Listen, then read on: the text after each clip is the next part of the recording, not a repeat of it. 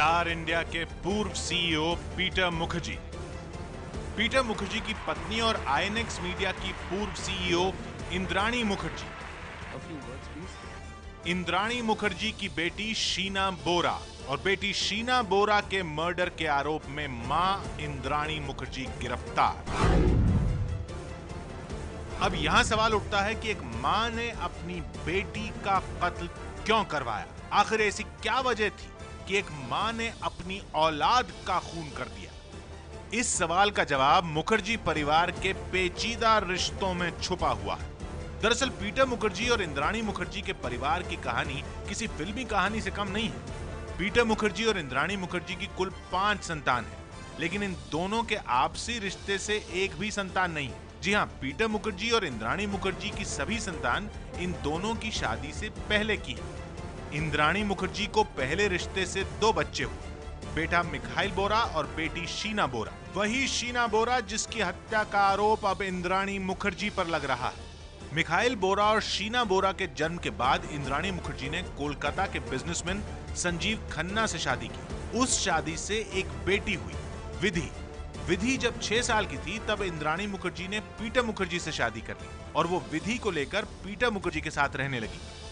दूसरी तरफ पीटर मुखर्जी की पहली शादी से 2 बेटे हैं, जिनमें छोटे का नाम राहुल है। इस रिश्ते की कहानी में पहला पेच ये है कि इंद्राणी मुखर्जी ने शीना बोरा और मिखाइल बोरा के बारे में अपने दूसरे पति पीटर मुखर्जी को सही जानकारी नहीं दी।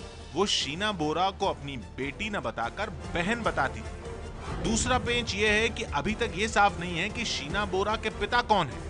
तीसरा और अहम पेज ये है कि इंद्राणी की बेटी शीना बोरा और पीटर मुखर्जी के बेटे राहुल के बीच करीबी संबंध थे। दोनों के बीच नजदीकियों की खबर इंद्राणी मुखर्जी और पीटर मुखर्जी को भी थी। कहानी का चौथा पेज ये है कि राहुल को इस बात की खबर थी कि जिस शीना बोरा को इंद्राणी मुखर्जी अपनी बहन बताती, वो हकीकत में उसकी बेटी है। राहुल ने इस बारे में अपने पिता पीटर मुखर्जी को बताया भी था।